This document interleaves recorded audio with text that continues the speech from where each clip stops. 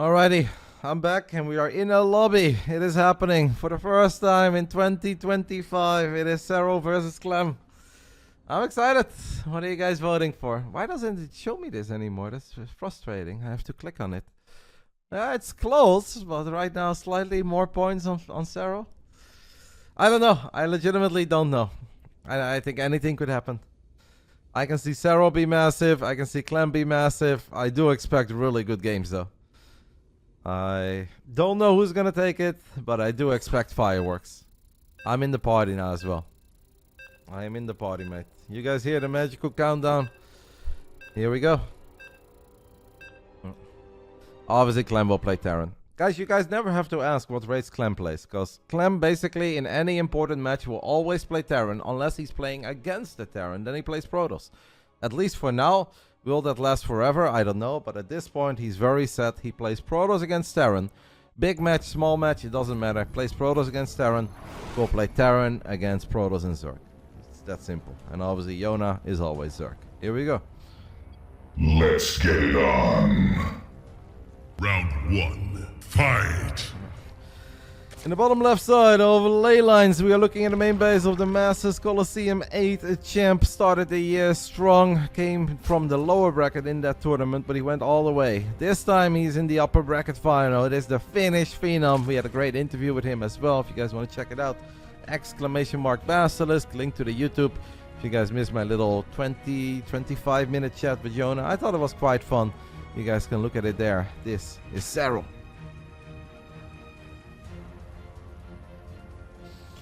And in the top right side, we're looking at the main base of the world champion of StarCraft 2. This time he is the reigning defending world champ. Was not in those playoffs in MC8. Got a little bit unlucky with the three-way tie round robin. But it's in the past. Since then he has looked good. He won the first edition of the Monday Night Weekly. And I'm wondering if we already have a bracket link so I can promote our Monday Night tournament for you guys. And I want to see all of you guys play. This is Team Liquid's Clem. I'll ask TKO or maybe Pi can find out if we already have a page for our second edition of our Monday Night Tourney. Pi is a great admin moderator. He always helps out with these things. You guys want it? If you guys want it, you'll get it. Liquid Clem. There you go. The guy everyone is talking about. The guy everyone is talking about. The one and only. Liquid Clem. What a guy.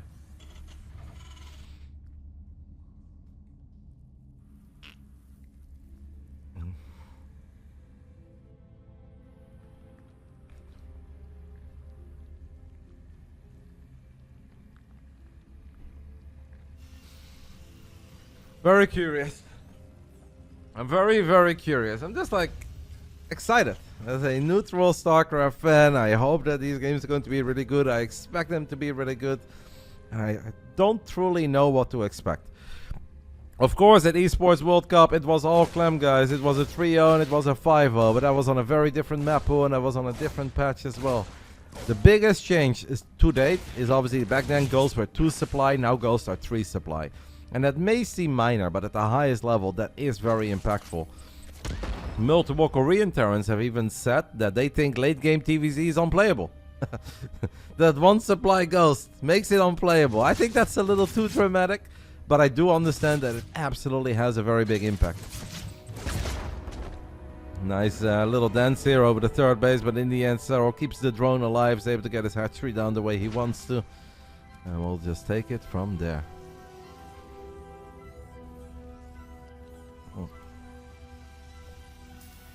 You can't sign up yet? Okay, that's annoying, Wingant. I'll see if I can bot a TKO in between these games to get that going. I think that should always be available, like even on a Monday. The moment that the first Monday Night Tourney ends, you should be able to sign up for the second one immediately. I am looking for growth. We had a great first Monday Night Tourney, but I want even more gamers. And I think tomorrow we have a great chance to promote that a little bit, so... Of course today as well. It is a Hellion Liberator opening coming out of Clem.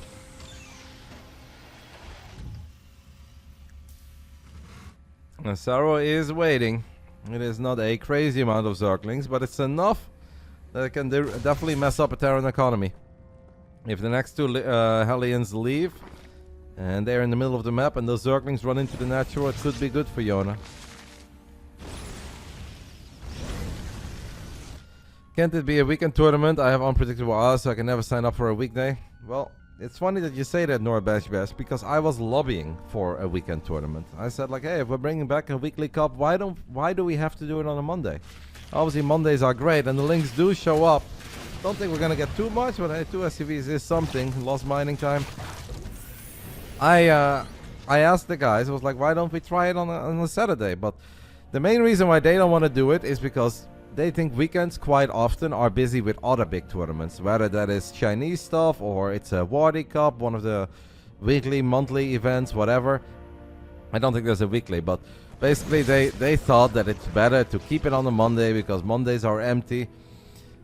I don't think that is necessarily the way that it has to be, and I also think that it would be very nice for a lot of players, especially casual players, to have a chance to compete and play in a weekend tournament, but hey. I was alone. They all wanted it on the Monday. They said they rather cast other stuff in the weekend, so Monday it is.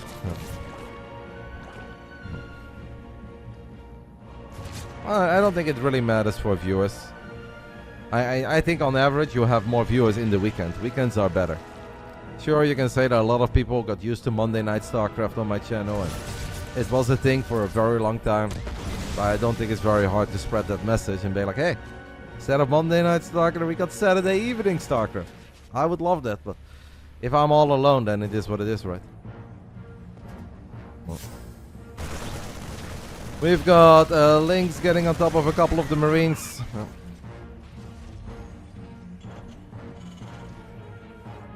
So far, Serral's economy is looking good. I mean, sure, he lost a queen to the Liberator. That is so far the only real big boo-boo. Outside of that, Serral has truly been able to do what he wants to do. And what that is, guys, is a lair with double Evo Chamber, +1 melee, +1 carapace, and Baneling speed on the way. So Serral prioritizing that quicker lair. There are some Zerg openings where they prefer quick upgrades, later lair. But later lair means later Baneling speed. Even speed Banes have a hard time connecting with Clem's units. So I do get that. I wonder if we're going to see that throughout the entire best of 5, or if Serral switches it up and maybe this is a ley lines exclusive. Second factory going down on the side of Clem, who is building tanks. Reynor max ended. And no, Machi, I in an ideal world, mate, I give you guys great StarCraft to watch every single day, but that's not really how it works. I just thought it was worth switching it up, but it's okay. Mondays it is for now. Maybe eventually we'll do something different. Marines keep on stimming. Clem really wants to get a cancel on this hatch. Clem will get what he wants. Serral counting down the seconds until Baneling speed. Now what a razor thin window there for Clem, because 5 seconds later Baneling speed is done. And Serral would have been able to keep that hatchery alive, would have been able to transfuse it as well. It was not meant to be. Serral now setting up a potential surround. How does Clem get out of here? Does he want to get out of here? Double Dropper Lord. Hey, that's... Wow, Baneling drops against Terran? Baneling drops on the top side of the map. Baneling drops on the right side of the map. Kinda like it. There is a sensor tower, but sensor towers are tinier on dispatch than they were back then at the Esports World Cup. Clem is focused on what is happening over here, and that means there is potential for these Banes. Here comes the Dropper Lord, but Clem's so quick. Clem's so quick. Hasn't a perfect answer for the first. Does he have an answer for the second one as well? Yes, he sort of does, but Yona still goes for it. Gets 4. Excellent reactions by Clem. This kid, man. Even while cleaning up creep, paying attention to your Marines on the other side of the map. So quick. Serral with a Lewis helmeted amount of Zerglings on the production tab. 44 as he's morphing some Banes as well. Working on 2-2 is getting relatively quick burrow. There is no infestation pit yet, so Hive is not going to be mega quick on the side of Serral. I'm starting to get a little bit worried here for Yona. He does get a couple of decent connections, but Clem, I feel like, is really growing into this game. And is becoming bigger and more well set up. There is a command center flying over that's going to try to become a planetary. Serral's already here. Oh, Bailing drop. Nope. Bailing drop nothing this time. These Banes still here, waiting for their moment. I'll keep an eye on the minimap. I'll probably miss it because I'm not Clem. I have a hard time following what Clem is doing. I definitely don't have reactions like Clem. Double drop goes in very, very, very deep. There's obviously no real way for Serral to punish this. Command center is going all the way back to the center. Interesting. So even though Clem is long distance mining from the top, he's gonna fly the command center to the center. He's adding in 3 more racks. So he's gonna get an 8 rack set up. Serral is gonna jump on this army as he also has a lot of circlings. Ooh, Widow Mines though. Widow Mines hurt. Couple of big Widow Mine shots, but I still think Serral should be able to find some really good damage here. Lynx getting on top of SCVs in the 3rd. Banelings rolling into the natural, potentially rolling deep into the main base as well. It is chaos. It is absolute chaos with a lot of units of Clem in the top left side, a lot of units of Serral all over all the bases of Clem. That is a silly amount of workers dying so far. Make it minus 50 SCVs. But Clem says, you know what, I still have an army that I believe in. 50 SCVs have died. Widow Mine shot is very good, but the Baneling connections are just as good. I'm starting to think it's Serral. It is Serral here in game 1 with a ginormous Ling Bane counter. Sacrificing a base, dealing crazy economic damage. There is Burrow, by the way, as well. I don't know if we have Burrow Baneling set up anywhere. As long as Serral can spend his money and does not die anytime soon, he's got to be flying away with game 1. It's still, you know, as long as Clem has 50 Marines, never count Clem out. You'd be a fool to do so. Ooh, there is some Banelings left. That's a shame for Serral. Forgot about his drop lord with 4 Banelings inside of it. I mean, Hive is done. We can fire up Adrenal Glands as well. There's not too much gas right now. I'm surprised that Serral prioritizes +3 armor over either Banes or Adrenal Glands. Because I think at this point, as long as you can spend those minerals and you can make some feisty Zerglings, you should be good. Clem continues to battle though. A couple Banelings get really close, will not connect. Clem has not rebuilt SCVs for a bit. He is hard stuck on 33. That is a magical number. But can that really be enough against 76 drones of Serral? Good hold position, avoiding the big Widowmine connection. Serral continues to find economic damage with Lynx, and GG gets called. Serral strikes back. He gets 1 on the board, guys. 1-0 lead for the Finnish Phenom. Woo! After all those games at the Esports World Cup, and obviously at the WTL after that, that all went Clem's way. This time it is Serral who takes the 1-0 lead. It's just 1, but that's strong. Pilsar, we are still waiting. We expect clarity and news real soon, but we are still waiting. Outside of the StarCraft 2 scene being one big waiting room right now on proper plans for 2025, this has been an amazing StarCraft month. It has been one of the most active months that I've ever had on Twitch. And that actually does say something, because I've been doing this for A, a very long time. And B, I've always been very active. But very rarely as active as this month. So the fact that we don't know a lot about the future sucks. But the actual month has been goated. We've had so much good StarCraft. And it's been fun, it's been entertaining, it's been unpredictable. It's been good on all levels, at the absolute highest level, at the semi-pro level, at the amateur level. It's been a baller month. I have spoiled you guys this January. I mean, they have spoiled us. I've done my best with a couple of things that I do all by myself, but it's mostly just the great Chinese tournaments, right, that really made this a magical month. Otherwise, it would have just been okay. But because of the Masters Coliseum and because of the LiuLi Cup, this really has been one of my favorite StarCraft months, probably since the Esports World Cup. Actually, since we won WTL. That was really good. It's hard to beat that one, but outside of that WTL victory, I think this is the best time I've had watching, casting, playing StarCraft in a while. Round 2, fight! In the top right side of Frostline, taking the 1-0 lead here in their first official match of the year 2025. We are looking at the main base of the 2-time world champ, Serral. 2-time GSL versus the world champ, 27-time DreamHack champ, 384-time Home Story Cup champ. He's done it all, guys. Those final numbers may not be accurate, but the first two were. In the bottom left side of Frost line, we are looking at the main base of the reigning world champion, down 0-1. Perhaps didn't expect that many Lings and Banes to counter. Representing Team Liquid, it is Clem. You know, Clem has, in a very positive way, kind of like traumatized me, where I just don't call any game of Clem over. Even if a lot of neutral people would look at some games and be like, oh, he's so dead, he's got like no SCVs, he only has a couple of Marines, and we don't mind, but this kid has made some absolutely ridiculous comebacks that I just, until he leaves, until he's the one who says, hey, GG, I can't win anymore, I never count him out. It's the positive trauma of his greatness. Do you know how many hours you've streamed this month? Feels like 200. The last time I checked, it was 181 hours. But that is either 1 or 2 streams ago, so I think once this stream is over, we're at 190, 195. We'll go over 200. We still have tomorrow. We have the Monday Night Cup. Is next Friday still part of this month? I don't actually know. I think it is, right?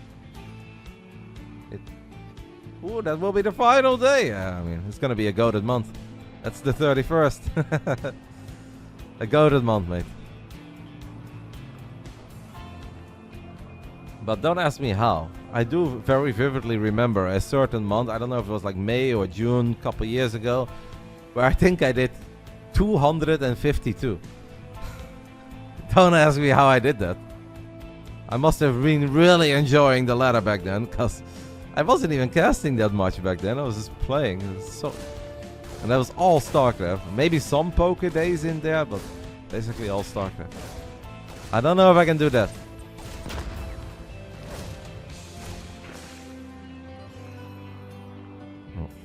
What's the story on how your stream grew? Did you average really low numbers for a while? I only know you to have 1k. So I got a little bit lucky. As we have early game openings here, Mape. It is a Reaper into triple CC. I can answer that. Like, I think about Twitch, it is really hard to grow channels on Twitch. It is hard to get like a consistent viewer base. But I got very lucky because I started a long time ago. And StarCraft was mega popular back then on Twitch. Mega popular. Basically, like, according to all the games, StarCraft was either number 1 or number 2. So we had so many viewers in the StarCraft 2 directory. And I was a bit of a known name already because I was an ESL caster. I was an NESL caster at that point when I started streaming. And of course I had a Warcraft 3 career. And at that point, a lot of the Warcraft fans from the year 2005, 6, 7, 8, 9, 10, they were also StarCraft 2 fans. So the very first day that I ever turned my stream on, I think I had 3,500 people watching. It's like literally the first stream ever. It's just like, all right, no name. People make a Reddit thread. They're like, hey, Roddy is streaming for the first time. Come check it out. So first day ever, you have 3K. Second day, I had 3K. Third time, I had 3K. So it's back then, it's kind of like cheating. It was very easy for someone like me to get started because StarCraft was that popular, and I obviously had a history in esports.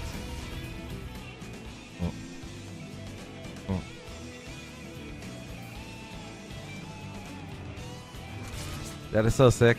Yeah, I wasn't the only one, mate. Like, Idra would very casually get like 8 to 10k. Hawk would start streaming, get 6k. Our good friend Benjamin Demo would often have 5+k. By the way, it's a big counter of Zerglings already over here by Serral. Clem, I do feel like was a little bit suspicious of it, but he's gonna have to micro his Hellions like the very, very best of them. So far, I want to say it's okay for Clem, right? Sure, he's losing some, but this was a pretty decent investment on the side of Serral.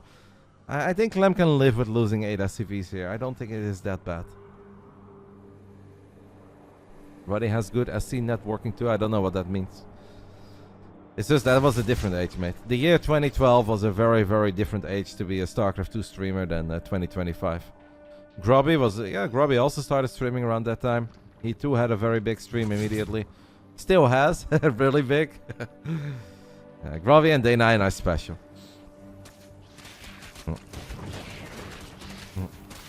Few more links being annoying, and Honestly, this is almost as good as all those links earlier, and Clem is not bothered with it. Clem wants to find his own damage on the other side of the map. Links around though by Serral is good. It's really good.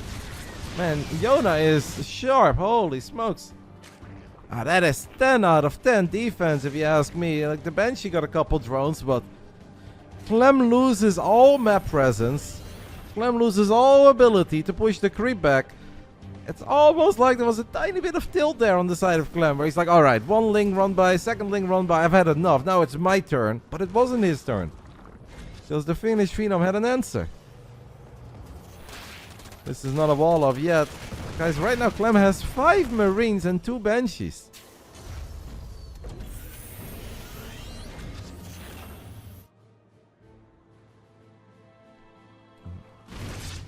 That's not really true, Isora. In the very early days, Idra had massive numbers. Yeah, 10k, 15k. The moment he got kicked off EG, we were way deeper already in the life cycle of StarCraft 2. And I think at that point, maybe Idra would have like 2,500, 3,000 viewers. But there is a reason why he streamed full time for 3 months. And then he said, I'm done, I'm out of here. This is not worth it. Not enough money. If he had 15,000 viewers, no, that... Maybe the very, very first one, but he actually made a big post, right? He was going to become a commentator. He was going to become a full-time streamer. And after 3 months, he said, this is not worth it. There's not enough money in this. I'm out. And he even gave people some of their subscription money back that like subbed many months in advance. The final is not today. The final is tomorrow. Today, we had the lower bracket second to last round. That one is already over. It is Reynor versus Max. And we have the upper bracket final, Serral versus Clem.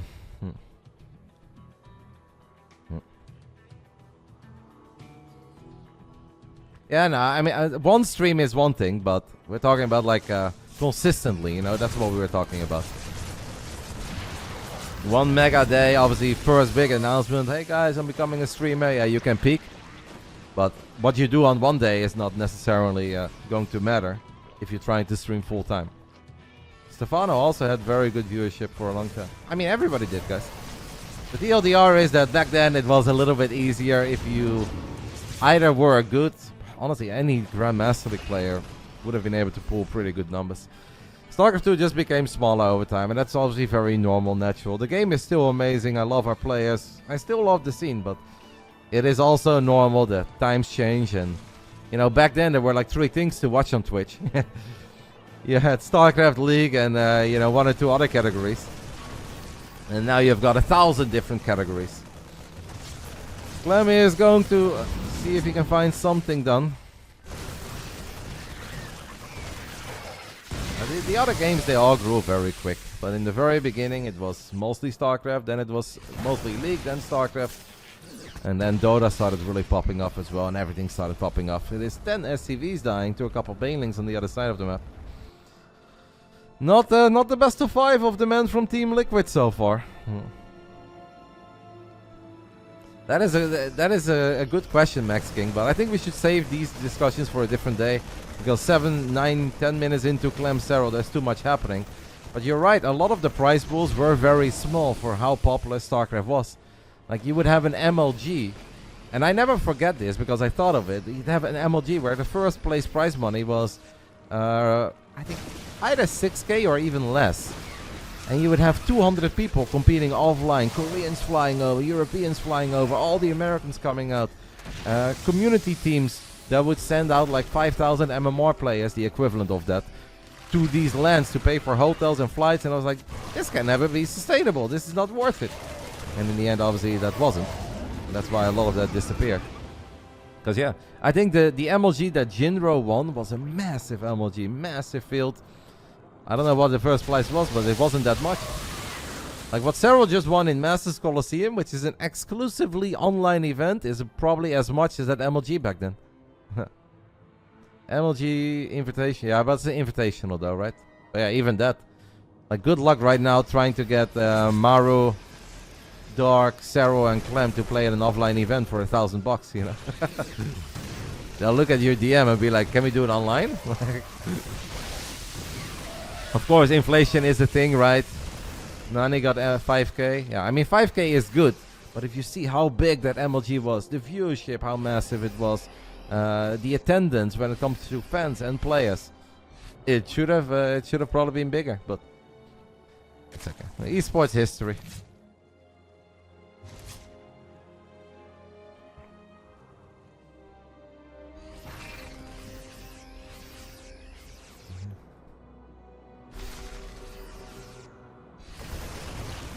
Serral throws down a scan. I think MLG always had the license though, Jeremy. I think oh my god, these bailing connections are really big. It's uncharacteristic. But Clem misses a pickoff as he's losing a fight in the bottom side of the map as well. And guys, it is just all Serral today. 11 minutes into Frostline. We don't even have Hive Tech yet. It is just all Serral. Losing all those Hellions in the natural and not getting anything was obviously big. Should not have happened. But yeah, I expected a lot. And I didn't know what to expect, but if you would have told me, Roddy, 20 minutes in, it's 2-0 Serral, and he was in no trouble at all in either of those two games, I would have been like, well, that's pushing it a little bit. I mean, I can only show one fight at a time, Matthew. If I show you the bottom fight, you're missing the missed pickups on the top. If I'm showing you the top, you miss the bottom. I cannot show two fights. I don't have the ability to cut my screen in half. I think seeing all those Marines die and missing the pickup was more important. But this game was already almost a foregone conclusion. Because of all the Hellions that died. And losing all that momentum. Losing more SCVs and he killed drones.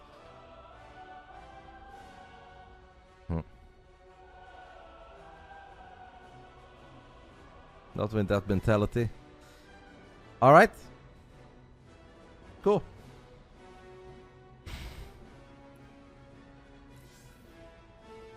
Cool. Clem is currently in the replay, so we are waiting to hop into game 3. I think a few more demands, guys. That would be nice. More demands.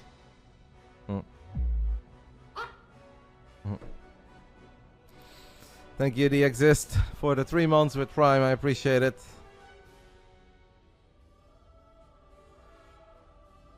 Yeah, I don't know.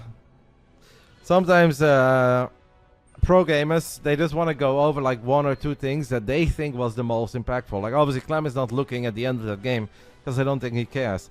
What Clem is looking for is maybe the specific opening, the positioning of the links, where did those links come from, how many links did Serral produce of a strong or weak economy early on.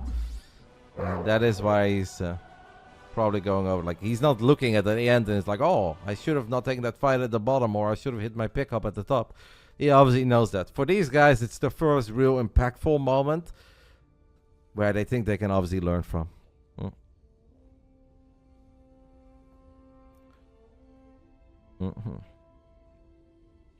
Thank you to Fisher for the Prime. Thank you to Flutch as well for the 61 months. That meme is very popular, Obey Your Thirst, but that is from a Brood War tournament. But we did have an ultimate, was it best of 9, best of 11, whatever it was, like Naniwa versus Scarlet were considered to be the 2 best foreign players once upon a time. And Total Biscuit organized a best of something big, I think for 11 bitcoins. If you look back at that, that's a pretty decent price. But obviously, you know, they just they sold it, and at that point, I don't think anybody thought that was a bad decision. It was 16 bitcoins, casual 1.6 milli. Not bad for a 2-player invitational. 11 for the winner, 5 for the loser. Yeah, that seems reasonable, right? We are going to enter game 3 soon, but Clem is still in the replay. Obviously, players are always allowed to take a little break. They take a moment, think about where it all went wrong, and come up with a plan.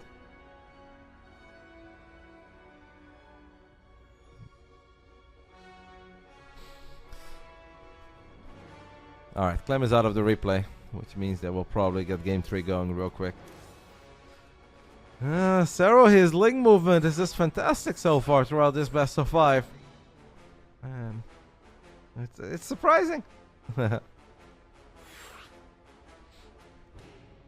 Apparently there's an issue with Clem's camera as well. There is a clean feed for this tournament. But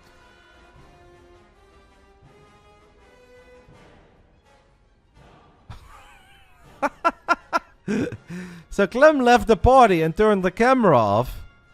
And then the admin is like, Clem, your camera's gone. And he's like, yeah. And then the guy said, it's a best of 5. And Clem is like, well, I thought it was 3-0. It's not, Clem. We've played 2 games, mate. Maybe Clem had a wild Friday. I don't know how that happened. I mean, sure, the games were not incredibly back and forth, but it's absolutely not a 3-0 yet. That's why it all took a little bit longer. Clem thought he lost 3-0. Now he's got Now he's got wings though. Imagine thinking you lost 0-3, but you're only down 0-2.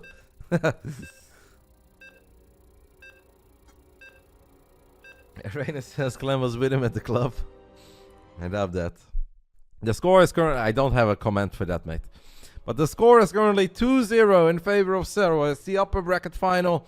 The loser of this best of 5 will play against MaxPax tomorrow at 1 p.m. CET, 7 a.m. on the East Coast, 4 a.m. on the West Coast. That is a best of 5, and whoever wins that will play in the grand finals against the winner of this series. It's not over yet, though, guys. It is not over yet. So far, it is a bit of a one-sided affair, but it is far from done. Round 3. Fight! In the bottom left side, the man who got a little confused and thought he was down and out 0-3, but he still has another lifeline. Shout out to Emma on Amygdala. Representing Team Liquid, it is the reigning world champion of StarCraft 2, Liquid Clem. So far, it hasn't even really been a whole lot of late game riders. This Serral, his first 10 minutes have been so sharp. It almost feels that everything Serral has done so far has worked out, and Clem maybe losing patience once or twice, trying to be aggressive and just not really able to get things going.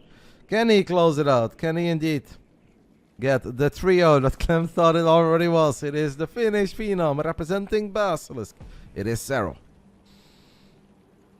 I do not think, guys, that Clem is hangover. Sometimes gamers, they just get really caught up in the moment, and you kind of just forget everything around you, and you're so focused and you're so deep into a specific game. Like, it's the next level of focus, concentration, intensity that you just kind of forget about really obvious things. That the score is actually only 2. I guess Clem was really deep into that previous game, was maybe a little bit rattled by it, thought this was it. Then he's just kind of mentally AFK, and he takes a look at the replay, and so he's like, wait a minute. It's only 2. We are playing a best of 5, but the grand finals of this tournament is a best of 7. And I don't think there is a lead for the guy who wins the upper bracket. But obviously the loser of this series has to play against MaxPax.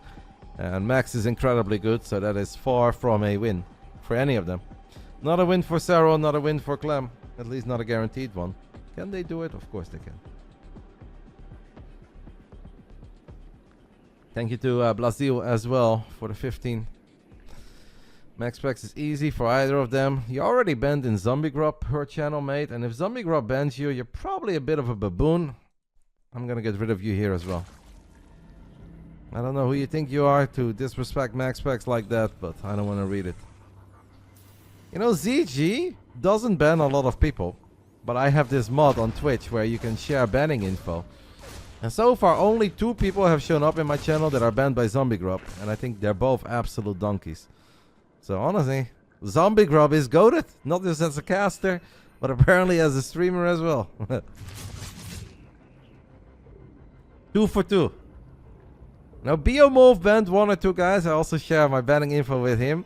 And I don't think those were too bad. But if you get banned by ZG, you're probably just a donkey. That's just the way it is. I unbanned one of them. I unbanned the guy that you banned because he wrote a whole essay.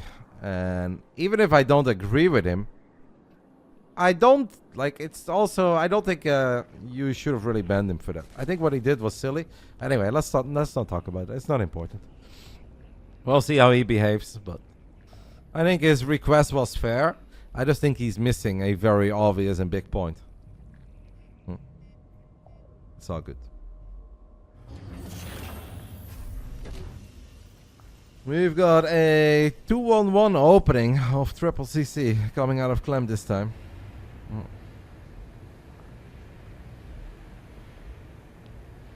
Clem is really fighting over this map vision early on. Control of the Zelnaga watchtower in the top left. Controlling the Zelnaga watchtower in the bottom right. Obviously, Amygdala has a lot of rocks in the first 10 minutes of the game. And the last thing that Clem wants is, again, having to deal with links that show up and he doesn't expect them to show up. You can already see a minor adjustment. Oh.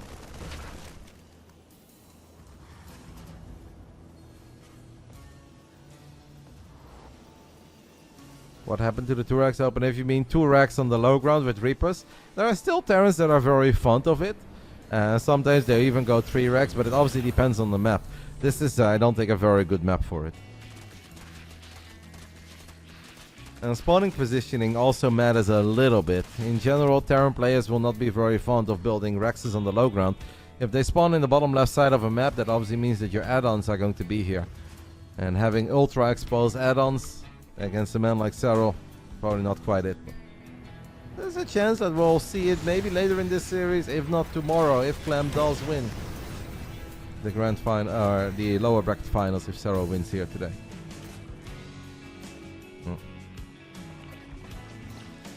Roddy, do you think casters must have at least a rank in the game to be able to know stuff? No, I don't really think so. I do think it helps. And I also think that if you're an ambassador of the game, you should kind of play it at least a little bit from time to time. Because I think if you want to get people excited over it, it's a little bit weird if you're not excited over it. But I don't think the rank matters. I think there have been plenty of high rank people in the past that I don't enjoy listening to. Then there have been lower ranked people that I did really enjoy listening to.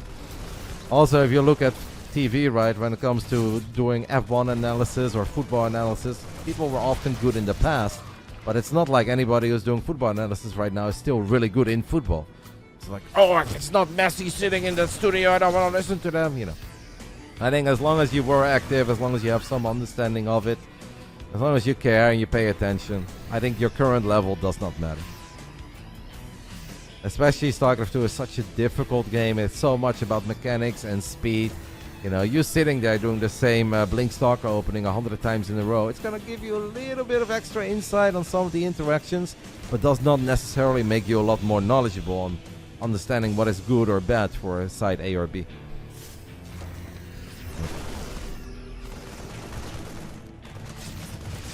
Scan goes down on the side of Clem as he pushes the creep back a little bit.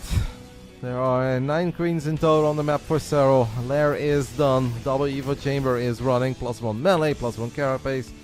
Bailing speed. It's a very similar setup to what we saw in that first game. Amygdala not very good, I think, for Zergling run-bys. I overall see a lot more potential on ley lines than on this map for surprise link Bane attacks. But obviously Serral doesn't have to play out in the same way.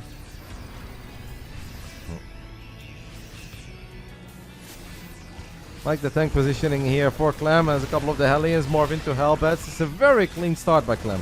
Clem has obviously really fought over vision and wanted to make damn certain that nothing would surprise him as he gets a nice tank shot on the Banelings. That was good. And actually excellent trade for Clem as Clem is also battling the queens in the bottom right side. Yes, I missed the beginning of this fight because we looked at the other fight. I only have one monitor, guys. Clem is flying. Clem is absolutely flying with 44 Marines. He does lose a 18 SCVs to Banelings.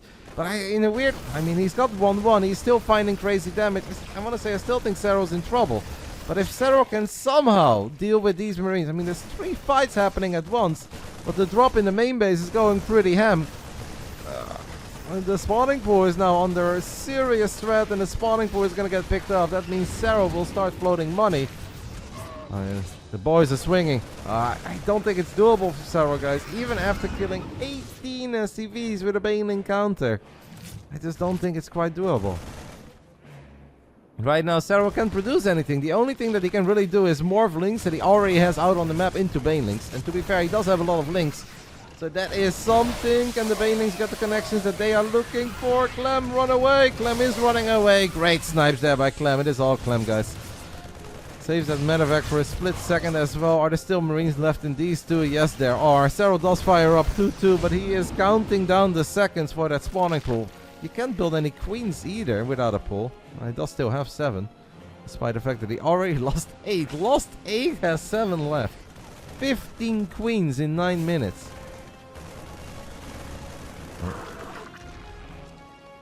But a little creep to work with. Clem already adding in a Liberator now as well. There is another Dropper Lord morphing somewhere. Let's take a look at it. Doing it over here at the bottom. Clem has been so annoying. He picks up and then he actually drops again right where he picked up. Right when you think that he's maybe going to go into the main base, he goes elsewhere. Widow Mine Shot is fantastic. And Liquid Clem trying to do Liquid Clem things by sniping some Banes. Gets the first few. Serral's just going to leave. I get it. GG gets called. Clem completely back into it. Does not take any hits early on. I want to take a little look at that absolute chaos that broke out. So we had a Bane run by here. Clem did not see it. Clem was taking a great fight against the Queens. Obviously, this tank shot on the Banelings was big. Chaos. There is life left in Clem. Strong game. From 0-3 to 1-2.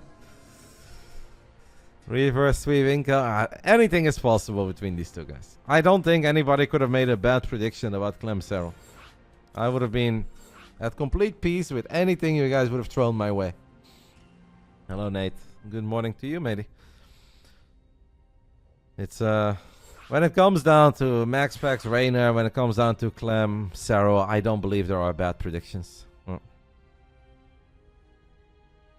There are definitely big tourneys confirmed. Home Story Cup, Stardust Agora. Outside of that, I don't know anything. GSL, I have said already for over a year, I think is incredibly unlikely to continue. Because I think the reasons are obvious, no? I'd be mega surprised to see GSL this year. But I do expect other things to happen.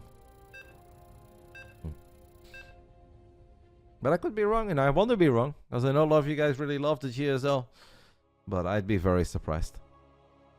But I expect other things. In Game 4. It's a banger from the past. Abyssal Reef. I'm not a very big fan of these 3 old maps that we're currently playing on and watching. But out of the 3, this one is the one that I do like the most. Neon Violet Square I really can't be bothered with. King's Cove I think is a bit lame. This one, I prefer something else to look at. Something new, something fresh. But I do still like this one. Round 4. Fight. Here we go. Bottom right side of Abyssal Reef. We're looking at the main base of the Frenchman. Your world champion of StarCraft 2 in the year 2024. Team Liquid's Clem. From 0-3 down to making it 1-2. In the top left side of Abyssal, we are looking at the main base of the Finnish Phenom. Started his year off strong by winning Masters Coliseum 8. Can he go back to back in the month of January? This is Serral.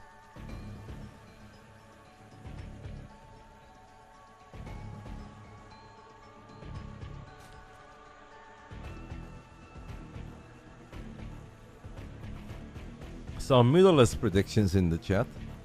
I don't know. Be surprised. Yeah, I personally don't think so, but there's a chance. I'd expect Mudas out of Reynor, a little bit more out of Serral. Serral is obviously very quick too, and has great minimap awareness and great multitasking, but I think the Muda style, it's so hard to make it work against a world-class Terran. And Clem is not just a world-class Terran, but he's the very best. I think it's more likely that Serral goes down a bit more passive, more macro-oriented, rely on good upgrades, rely on great creep spread, strong economy, high-tech units. Whether that's Ultras or Lurkers, I don't know. But that is, I find a tiny bit more likely than the Muda. But he has shown great Muda games in the past. Anything is possible. When these two guys play against each other, literally anything is possible. Terran has so many ways to shut down Mudas, yeah. And what's so difficult as well, and obviously nothing, you can say nothing is difficult for someone like Serral, Dark, Solar, Reynor, whatever. But his Mudas are so punishing. It is so easy to do like 9 great things in a row with Mutalisk. But then the one time you fly into those 3 mines, or the one time that you fly over a squad of Bio unit, or the Thor hits, it's so easy to just lose a game with Mudas. And I know that these are the best, and if anybody can do it, it should be them, but I think it's terrifying, especially when you go up against someone that is your equal, that is as quick as Clem. Those mistakes are going to happen a lot more than when you're just steamrolling a Terran player.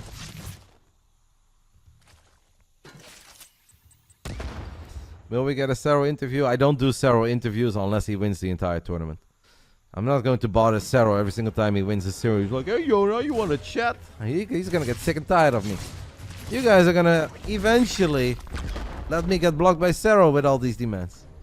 But if he wins it all, I think we can sneak in a request and we can have a little chat again. There was a big interview though, guys. You guys can watch back over at the BASILISK YouTube channel. I did it after MC8. I think it was fun. I did viewer questions as well. We had a good time. So, you mean when he wins? I'd be happy for him. I mean, even then, I'm sure that if I would ask him right now, he's like, ay, ay, ay. Again? Didn't we just do a long interview? But I don't think Serral ever gets tired of winning. So if he wins the entire event, I'm sure we can do an interview. But I'm not going to do an interview after an upper bracket final. Let the boy focus. Let him do his thing.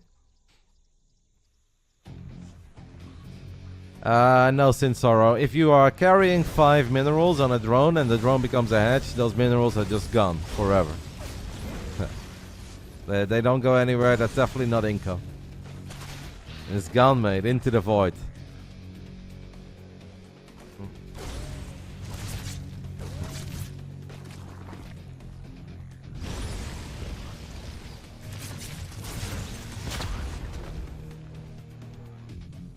So very early Roach War in this game by Serral, but he hasn't quite done anything with it yet. Well, he actually made a lot of roaches. You guys are distracting me! That is, it's hard to spot blue on the minimap, but that is 9 roaches running to the bottom side of the map, so he's absolutely done something with it. Clem does not have a bunker. Now these roaches should not kill Clem, but if they kill like 10, 15 SCVs, Serral's obviously going to be more than happy. Slow roaches though, that's a lot of firepower of the Marines. It's a bit of a surround, right? I don't know if this is good enough. I mean, it's okay-ish. I wouldn't be happy, guys. I would not be happy. Joel says GG easy money. For who, mate? This was as clean as you were ever going to defend it as a Terran. If you don't have a tank, you don't have a bunker, you don't have stim. This was literally as clean as it was ever going to be. Now Serral does still have a lot of drones behind this, but because of that relatively big investment of all those roaches, the lair is a little bit late, upgrades are going to be late. I think Clem is in a mega spot. That's Marines and Hellions have never looked better. Jeremy says even trade. I think it's a big advantage for Clem. But I'd love to be wrong. Let's see. Clem is going to counter immediately. Obviously, the downside of losing all the roaches is also that you have to rebuild all the roaches. Lair was a little bit later because we built the roaches early. The first few medevacs with stim are just going to be so difficult to deal with. I really like Clem's position here. But it is a large map, so it might not be that easy for Clem to immediately grab units, send them to the other side of the map, find openings with medevacs. But I like Clem's position. Why go for the armies instead of SCVs? I think ideally Clem just wanted, or Serral just wanted as much as possible there, right? Like if you have 8 roaches, you can't really right click. What you could do is maybe have 2 groups of roaches and 3 roaches one-shot an SCV. So you A-move with everything and then group number 1 kills SCVs and group number 2 kills SCVs. But that's a lot of decision making. If anyone could do it, it's probably that guy. But I think Serral just wanted that to go on for as long as possible and wanted to find as much damage as possible. This is where I'm very worried for Serral, because this is where I believe a lot more in the guy with the gun than some roaches. But the roach count is climbing. 1-1 upgrades are on the way. There's only 1 marauder in the mix. Clem is definitely going to be able to push back the creep. But if that's all that happens here, then it's not too bad for Clem.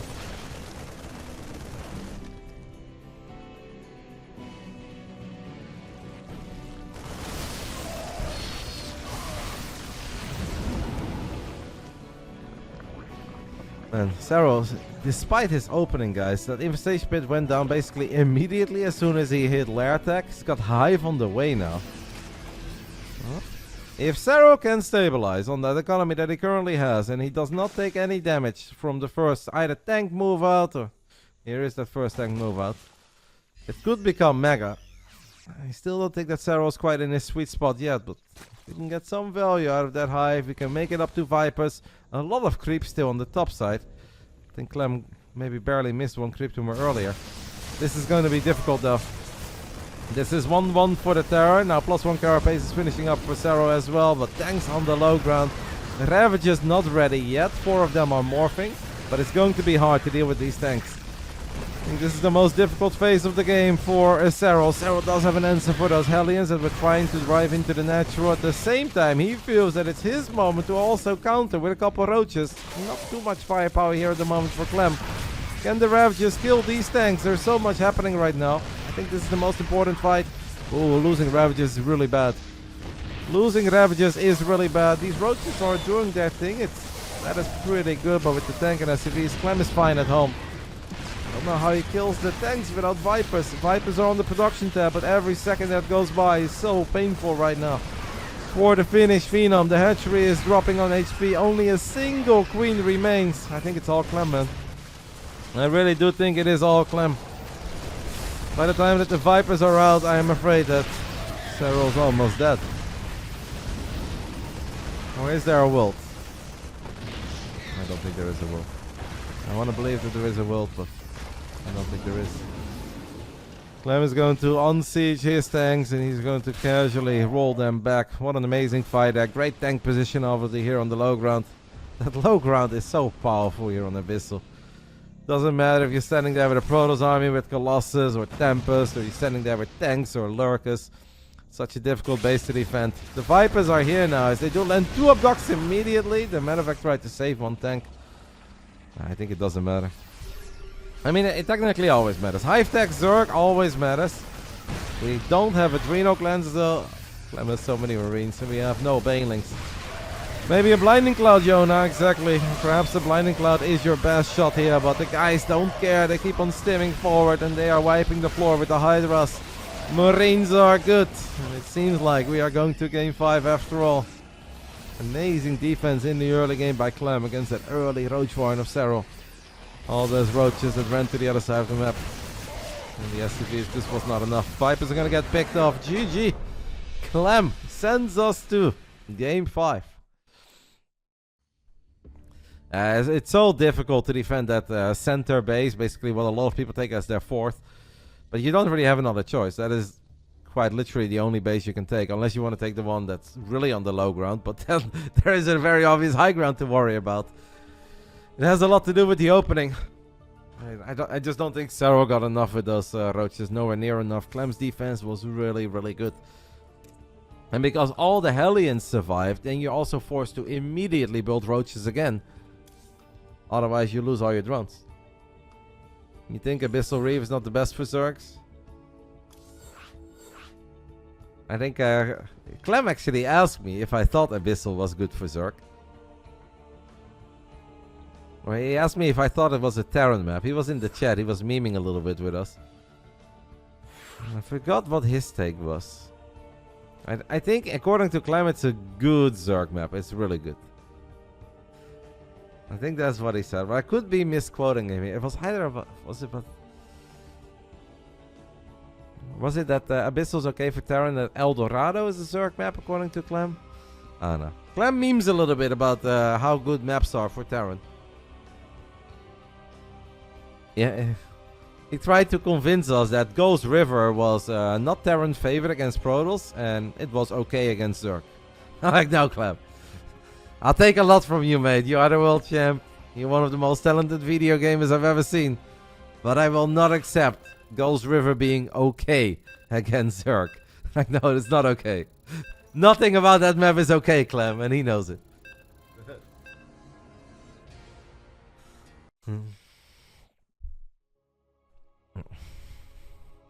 And against Protoss, it was not 50-50 either, I'll tell you that much. Alrighty, game 5. It is just upper bracket, guys, obviously not lower bracket, not tournament live on the line. But it is important as the loser of this series has to play tomorrow morning. Not just a potential grand finals, but also has to play a best of 5 against MaxPax. El Dorado is going to be our final battleground and our last game of the day. Let's do it. Final round. Fight! We'll be back tomorrow, guys. 1 p.m. Don't forget. MaxPax versus the loser of this series. 1 p.m. CET, 7 a.m. East Coast, 4 a.m. West Coast. Put it in your little iPhone calendar, whatever. Android. Put your alarm. 1 p.m. Central European Time. That's when the games start tomorrow. Final day. Bottom right side of El Dorado, we are looking at the main base of the Frenchman representing Team Liquid. He thought he already lost the series, and suddenly we're in game 5. Of course we are. It's Clem. I don't think Ghost River was particularly good for Dark either. I don't think Ghost River was good for any Zerg. Reynor had a couple of very clever builds with Dropper Lords and whatnot, but it was all kind of felt like a one-off. Nothing was incredibly reliable or consistent. What was consistent though were Planetaries, Widow Mines, 3-3 Bio, and a lot of Ghosts. That was very consistent on Ghost River. Bottom left side, guys, of El Dorado. We are looking at the main base of the Finnish Phenom, the Masters Colosseum A champ. Took a 2-0 lead. Unfortunately, we're all tied up. And here we are in game 5. I think a lot of fans are happy about it. So am I. It is a Serral. Made a better game win, guys. They're both amazing. They both won a lot throughout their career. Serral, obviously a little bit more. Clem won the biggest one we've ever had, so I think whenever these two guys are feeling it and they're putting on a show, we always win.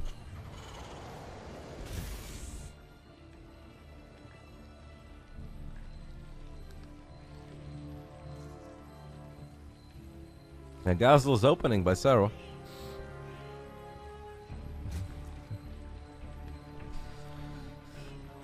No extractors yet. Snuck a drone over here to the left side, so he's going to be able to get that one down.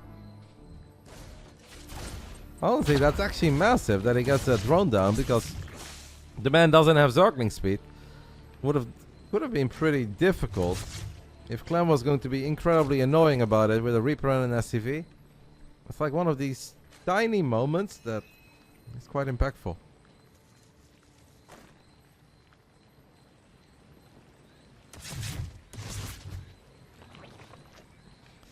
TVZ best matchup.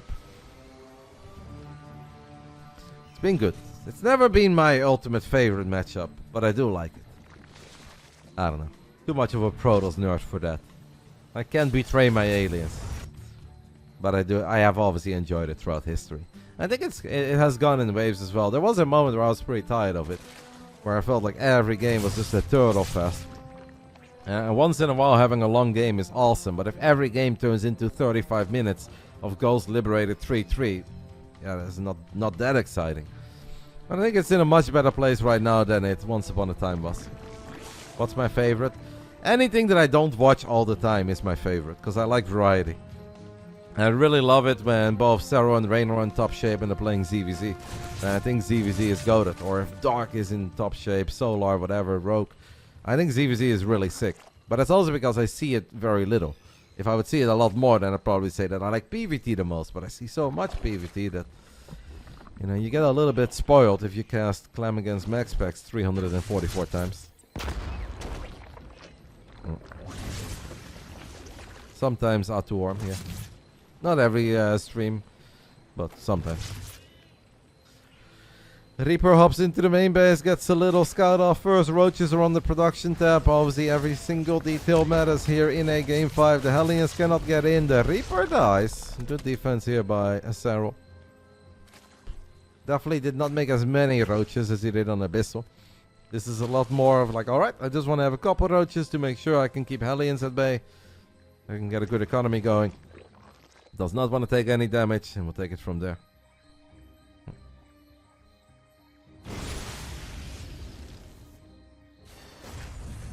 It's been definitely very different what Serral has shown us so far throughout this series. And I like it. Can't say that every game he has opened up the same way or it has looked the same. Clem has also switched it up a little bit to some degree. Mostly when it comes to You know, the order of units coming out of the starport. The fact that Clem wants to be on 3 bases and get a strong economy going, that is not surprising. Serral's taken many different routes of getting to Lair.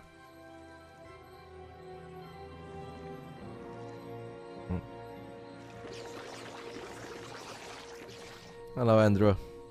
How are you doing, champ? I was talking about you yesterday.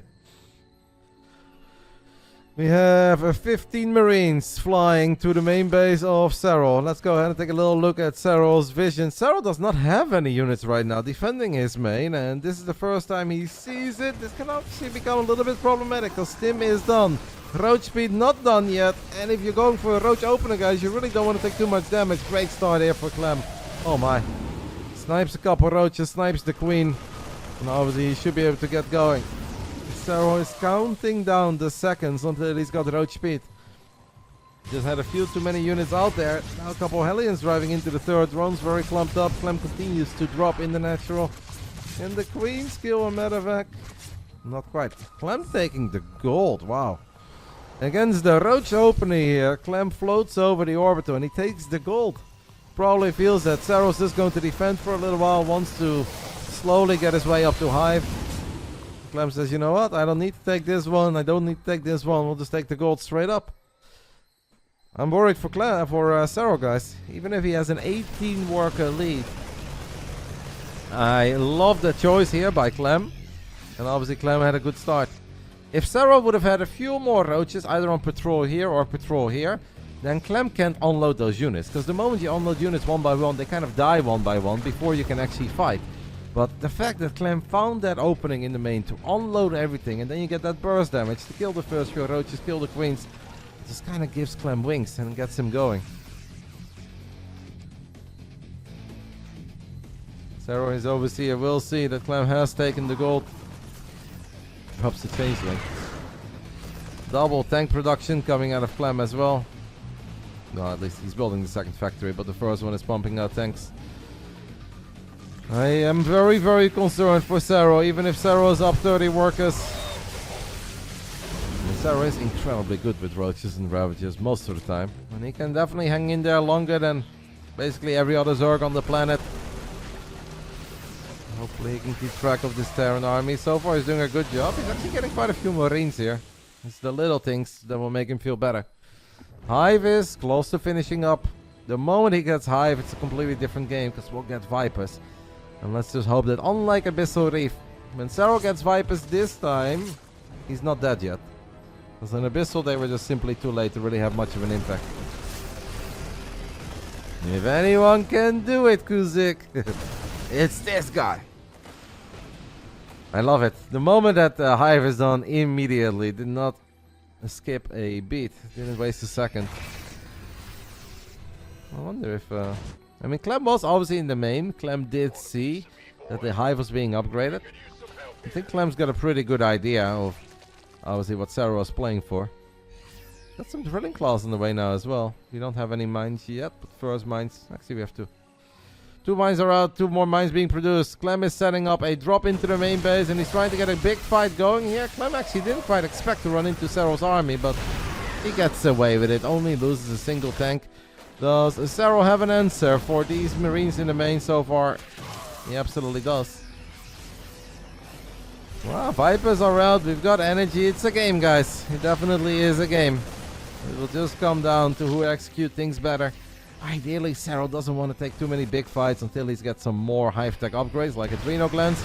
But he is going to go for it. Vipers come in from the top. They drop the Blinding Clouds. One of the Vipers gets picked off, but he gets every single tank. Yeah, we'll take that. If you're Serral, you absolutely take that. Clem's Marines are... maybe snipe a couple Banes here. You know that is what he lives for. Kind of feels like this is the first game in the series where they are both maxed out, but one of them is not necessarily mega far ahead. I think it's legitimately the first time.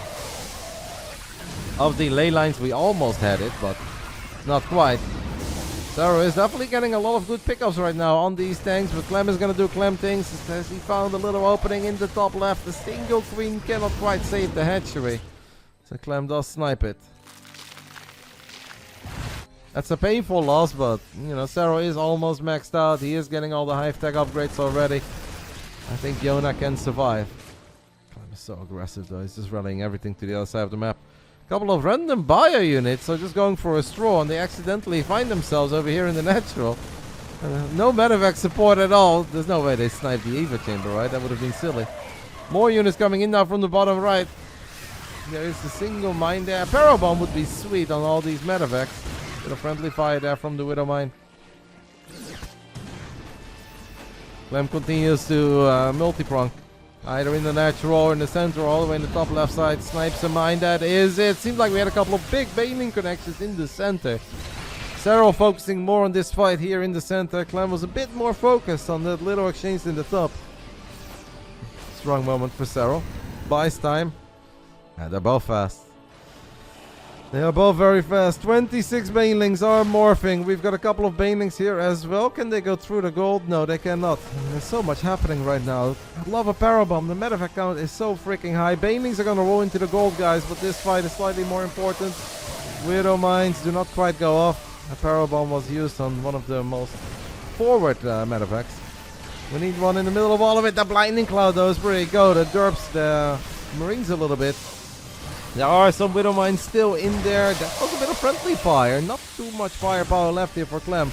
Serral is finding absolutely fantastic trades. And has been able to re-establish this base on the top left side. There's a lot of mines left here, Yona. Yona, I want to say, oh my god, some Stefano 4 GG mines, I thought. I was ready to see those Widow mines blow up all the medevacs, guys, but that did not happen. Serral does continue to attack, and he's got Ultras on the way. Has Kindness plating. Right now we have 2 goals, and the first Liberators on the production tab. They're not quite out yet. What a sick game. So much happening. The mines are still there. We didn't clean up the mines. There's no Overseer in the mix for Serral. Serral is being very, very aggressive, but he's rallying all of his units through those mines in the center of the map. Drops a Parabomb. What on earth is this? A Baneling connection there is very good. Next Baneling connection is good. This was painful. If Serral would have brought the Overseer a tiny bit quicker, he would have been able to clean up all these mines. Oh. I kind of felt to me that Serral absolutely threw the kitchen sink at Clem there. Tried to get Clem out of the game. Clem is not out of the game, and now Clem should have a way to deal with these Ultras. Get a few more libs, get a few more kills. Woohoo! Widowmine killed the medevac there, and I think there were units inside of it too. Oh, this is so difficult to deal with.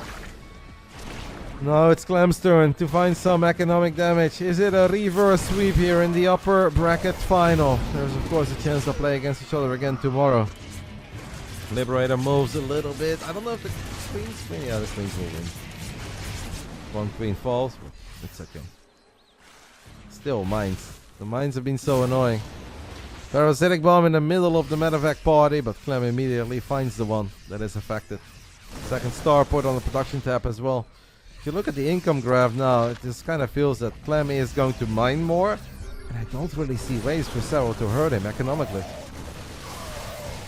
A random baneling run by. I mean, the gold is almost mined out, so technically you can stick some units through this gap.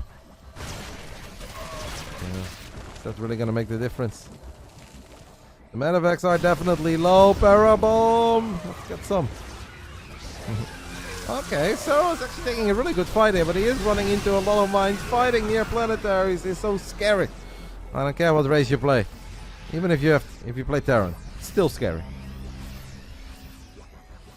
Serral does have a little bit of money in the bank.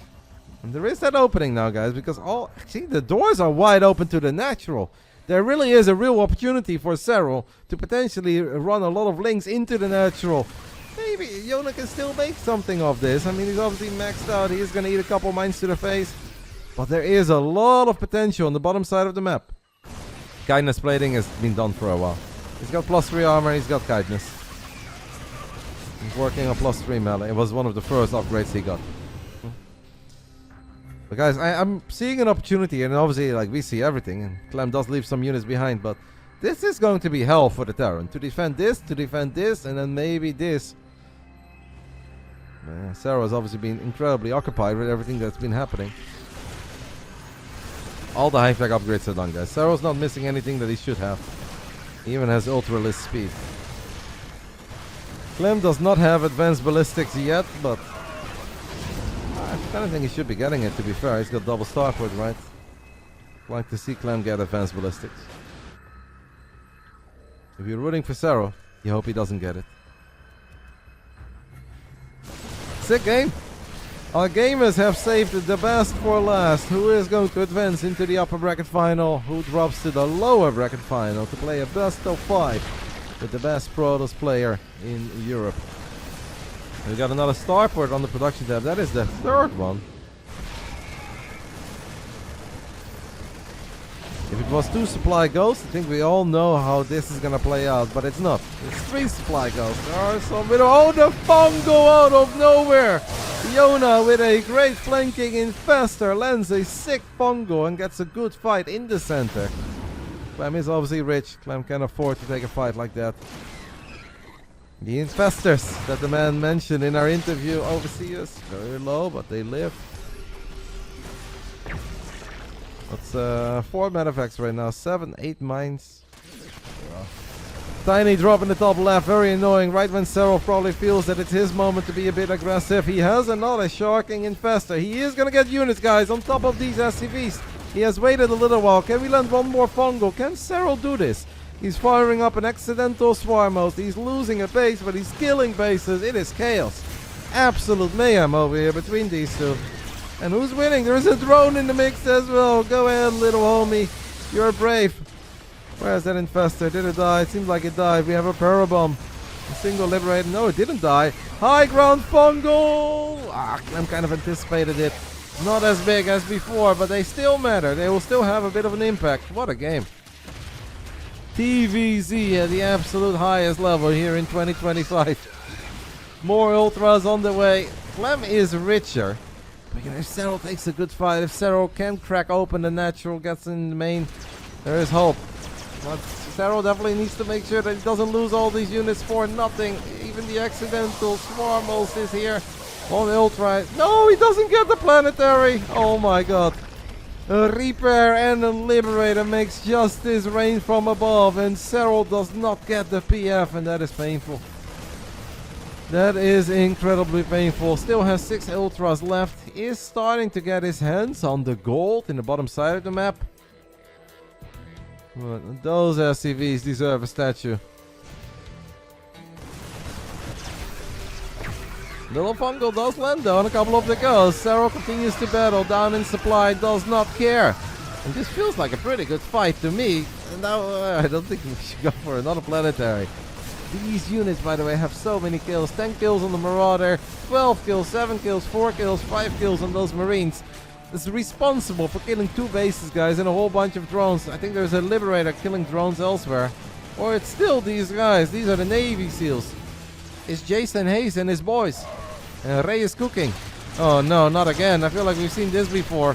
Serral splits off an ultra this time to get the SCVs. Does not get it. This planetary is single-handedly sending Clem into the grand finals of the LiuLi Cup. Because Serral's lost so much. GG gets called. It is Clem. From 0-2 down. Clem, the world champ, turns things around and wins the best of 5. 3-2. Wow. How many kills that PF? I didn't check on it in the end. Sorry. I can fire up the replay, but I don't think it's that important. What is important is that it survives. It killed a lot of ultras. That Liberator as well was goated. What's your replays? Which replays, matey? It's not over yet, guys. This was just the second to last day. That means for the 5th time. It's just silly, right? For the 5th time in now 2 weeks, we'll have Serral versus MaxPax tomorrow. Serral has won 2. MaxPax has won 2. Serral won the biggest series, and Serral has a small map lead. Uh-oh.